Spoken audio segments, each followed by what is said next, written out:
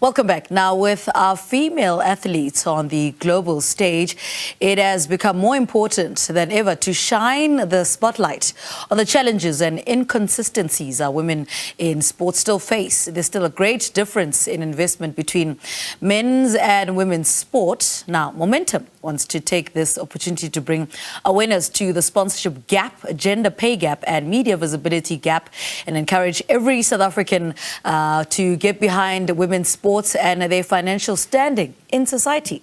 Now, to share more on this initiative, we're joined in studio by Nontokozo Madonsela, Group CMO at Momentum and Karabo Tshabuse. She's a lawyer and soccer agent. Ladies, good morning. Welcome to Morning Live. Good morning. Nontokozo, I want to start with you about the recent findings that you conducted on a research. Tell us a little bit about that. Well, we as Momentum enable success, and we thought that it was important for us to talk about the sponsorship gap, but also teach female athletes how to run their game situation and arrangements as personal brands and as businesses. We see the gap affects salaries for the ladies, but what is shocking for us is that most of the corporates in South Africa are still sponsoring male sports more than they are sponsoring female sports. For example, I think there's about 54 contracts that were signed this year in 2023, and of the 54, there's about 7 for female sports, which kind of says, I mean, the journey is still a long one to be had.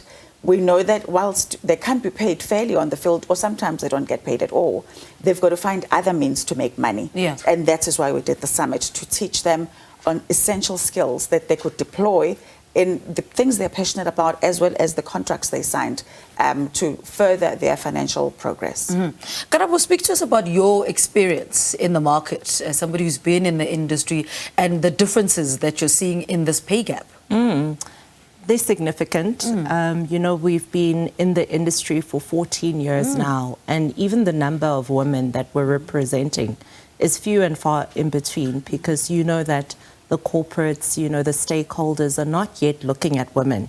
However, I must say, you know, with the year that we're in, with the netball and the Banyana team going, you know, you have corporates standing up, you have corporates coming into the fray. So what was important is for us to say, now that you have someone looking at you, what do you have to say? What are your rights? And so, yeah, we appreciate what Momentum has done, because it's one thing to just put money into sponsorship. It's another to say, you are the athlete. What do you say about the contract that is coming your way?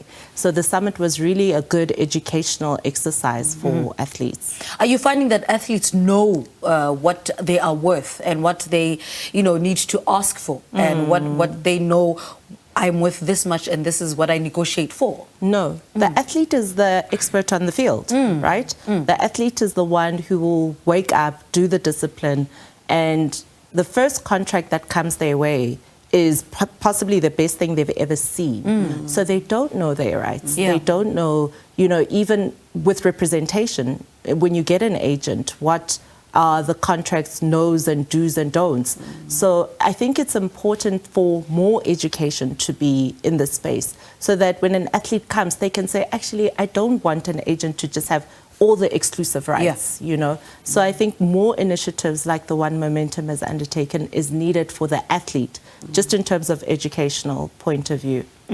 Speak to us about some of the people that were part of the summit, and there were people like Karabo, but, you know, why was it important that you include them in these decision-making processes? So in our planning conversations, we looked at what the athlete deals with. So we then designed the agenda to cover all of those bases. And we spent 2 days, the 8th and the 9th of August, at the Gibbs campus.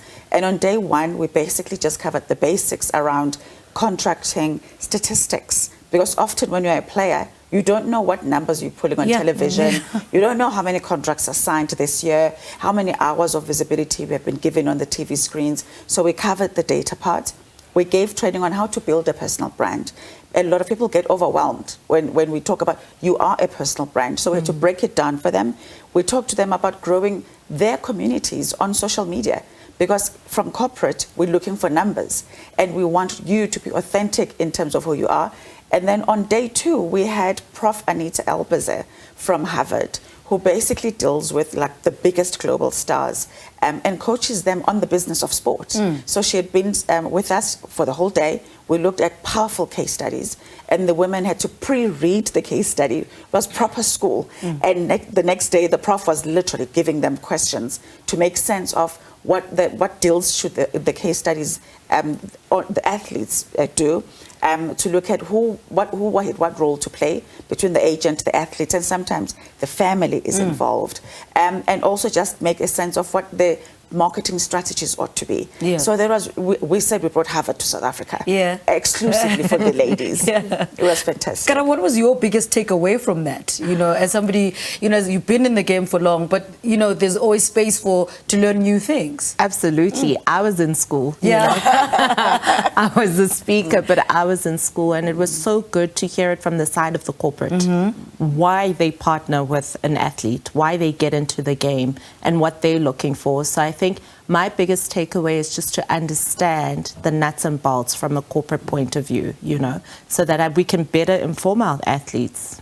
And for you as well, I imagine, because most football agents are males. You know, talk to us about your trying to break into an industry that is also so male-dominated, and football by, you know, origin is dominated by men. Yes, yes. So my journey is quite unique.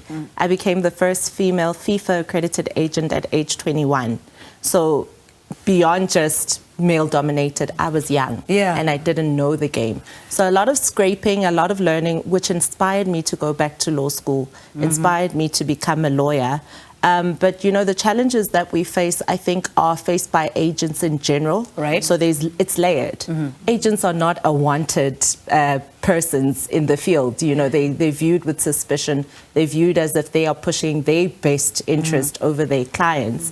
And then you have the gender issue, right? You have that you're a female, and what do you know? And then you're so young. So I think upskilling yourself always distinguishes you. So me going back to law school, now I'm coming with the threat of, oh, we'll just sue if you don't comply. I know my rights. I know my rights. I'm my lawyer. Exactly. You know, as women, we always have to like make ourselves sharper to get through barrier entries. So mine was like, okay, then I'll just go back to law school, and now I'm a lawyer and a FIFA agent. I want to talk about where to from here with Momentum and, you know, such initiatives. Where to from here? You had the 2 days, where to? So when we started planning the 2 days, I had to keep saying to the team, guys, it's a pilot. We're starting small. And by the end of the 2 days, everybody was like, well, give us the dates already. See you next year. For next year. And I was saying to Karabo, best you block the days in the diary. We're back on the 8th and 9th of August, 2024. And we hope the ladies continue to learn. For us, the biggest success, like I said, is that they apply the things they've been taught. That secondly, they know they are not alone. And thirdly, I think we must all use our moments on stage to say to corporate South Africa, look at your sponsorship approach, sponsorship funds, sponsorship strategies with the gender lens. We can't have corporates who sponsor mostly male sports. So we continue to advocate for that. But in terms of Momentum, the workshop will happen. We will bring the best experts. We will continue to partner with female athletes. All right, ladies, thank you so much for coming. Thank you for being with us this morning. Nontokozo Madonsela is Group CMO at Momentum, and then Karabo Tshabuse, she's a lawyer and soccer agent on bridging the gender gap in sports participation.